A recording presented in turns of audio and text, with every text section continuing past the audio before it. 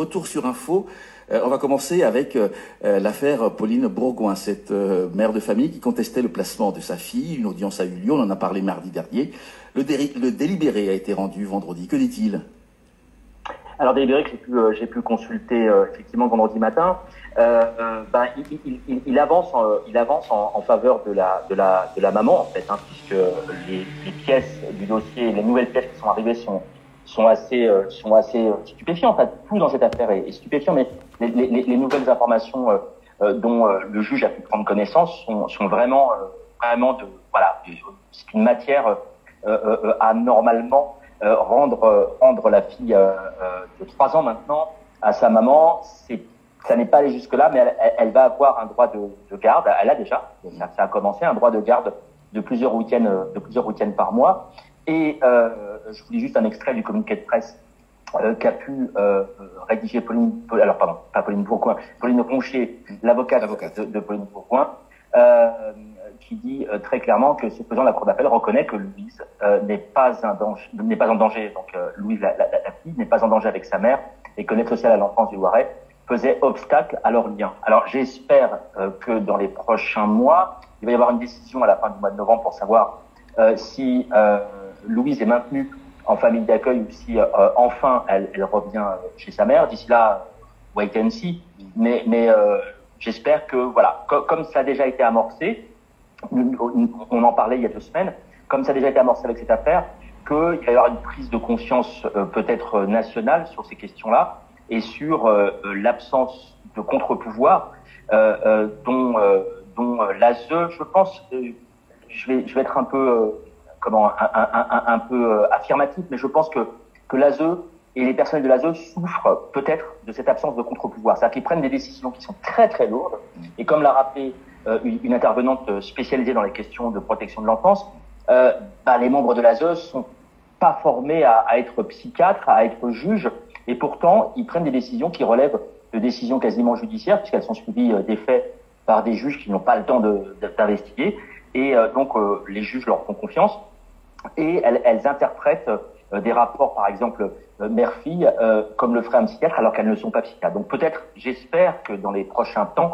il y aura une interrogation nationale et que le législateur posera les bases de nouvelles procédures pour ce genre de placement extrêmement violent et dont à la fois Pauline et Louise vont avoir du mal à se remettre, parce qu'il va falloir reconstruire un lien, un rapport entre la maman et la fille, et ça prend beaucoup de temps, sachant que la fille en plus est vraiment très jeune, et que j'imagine que évidemment d'être placée dans plusieurs familles d'accueil, en plus c'est pas une seule, ça n'a pas été simple pour elle de quitter son foyer, de quitter ses jouets, son chien, son doudou.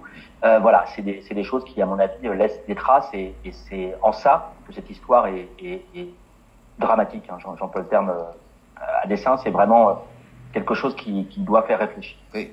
En parcourant les réseaux sociaux, sur beaucoup d'expressions de satisfaction de gens pour Pauline et Louise, avec ce bémol, pourtant j'ai lu un billet, je suis sûr que tu l'as fait également, chez nos confrères de Maxentre, un billet qui pose question quand même, quelques questions.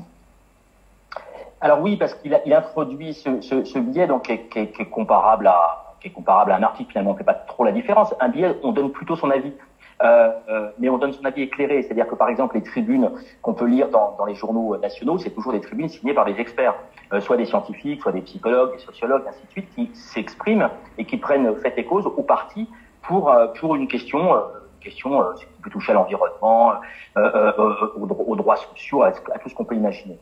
Là, c'est effectivement un billet qui ramène ou réduit ou pervertit plutôt cette histoire. Je rappelle que Pauline a été victime de violences conjugales, donc elle est partie avec sa fille, et ça s'est réduit à simplement un couple qui se déchire. Alors non, non, non et non.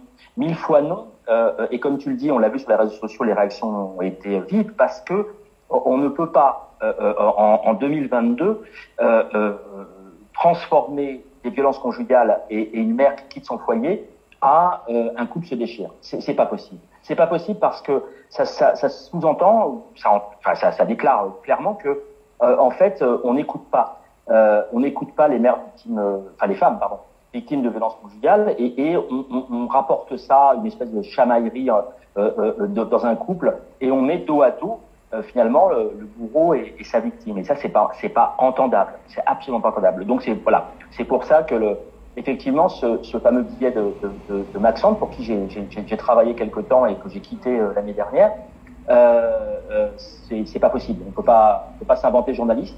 Il y a des termes qui pèsent très lourd, qui ont des incidences dans une affaire en plus qui est toujours en cours, puisqu'il y a des procédures qui sont toujours en cours. On n'a pas le droit, quand on méconnaît à ce point-là et qu'on n'a même pas pris le temps d'appeler les parties, c'est-à-dire la maman ou son avocate et le père, on n'a pas le droit d'écrire ça. C'est juste intenable, et ça doit être corrigé. Et je pense que éthiquement et déontologiquement, il y a pas grand-chose à défendre dans cette appellation. Et peut-être faudra-t-il qu'ils corrigent, qu'ils aient l'humilité de corriger, ou au moins de présenter leurs excuses, ce qui n'est pas fait, qui à mon avis ne sera pas fait, mais c'est vraiment dommageable.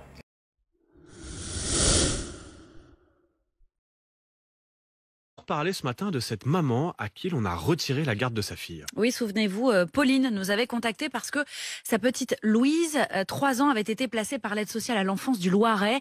Un placement après une plainte de Pauline contre son ex-conjoint pour violence sexuelle sur la fillette. Depuis notre reportage, le tribunal d'Orléans a confirmé la mesure de placement, mais Pauline a obtenu le droit de voir Louise chez elle un week-end sur 2.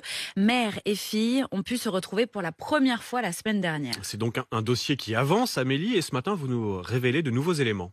Oui, car suite à la diffusion de son témoignage, Pauline a reçu de nombreux soutiens sur les réseaux sociaux, notamment celui d'une ancienne assistante sociale. C'est un témoignage RMC que l'on vous propose d'entendre ce matin. Nous l'appellerons Émilie. Elle a accepté de nous raconter son parcours au service placement de l'aide sociale à l'enfance. Elle se souvient, tout juste diplômée, avoir dû arracher une fillette de 3 ans à sa mère. Je me rappelle avoir physiquement dû prendre cette petite fille, la décrocher de sa mère. Et puis elle se rattrapait à une chaise et la décrocher de la chaise pour mettre cette petite fille dans ma voiture qui pleurait, qui comprenait pas ce qui se passait, qui comprenait pas pourquoi on l'a retirée de sa maman avec qui elle avait un lien si fort.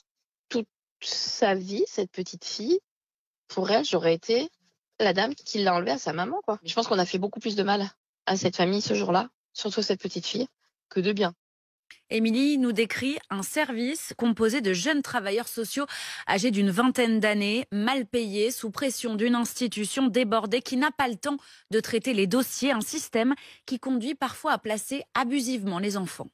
On a beaucoup de dossiers et c'est un peu l'usine à gaz, quoi. On voit très peu les situations. On est là pour placer, quoi. Enfin, c'est pas assez poussé.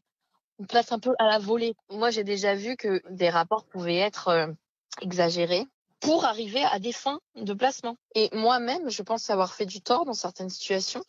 Et je pense que si j'avais eu le recul à ce moment-là, le temps de me poser, pas 50 000 dossiers à rédiger derrière, là, peut-être que je me serais dit, bon, ok, avant de placer, il faudrait investiguer un peu plus. Il y a trop de situations où on intervient trop vite. Émilie a tenu 5 ans dans ce service. Aujourd'hui, elle travaille auprès de personnes âgées. C'est grave ce que raconte Émilie. Que répond l'aide sociale à l'enfance ? Alors le problème, c'est qu'il n'y a pas une aide sociale à l'enfance, mais des aides sociales à l'enfance qui dépendent chacune en fait des conseils départementaux. Nous avons donc sollicité celui de Haute-Savoie dont dépendait Émilie lorsqu'elle y travaillait. Son président nous a répondu par écrit en une phrase: si quelqu'un a des faits à signaler, je cite, qu'il me les adresse ou les adresse au procureur de la République. Fin de citation. Sur le plan national, le sujet est en tout cas pris très au sérieux puisqu'une délégation aux droits de l'enfant vient tout juste d'être créée à l'Assemblée nationale. Elle a été réclamée depuis des années. Elle est chargée notamment de conduire des auditions et de rédiger des rapports précisément sur la question de l'aide sociale à l'enfance. Et on compte sur vous, on va suivre évidemment sur RMC.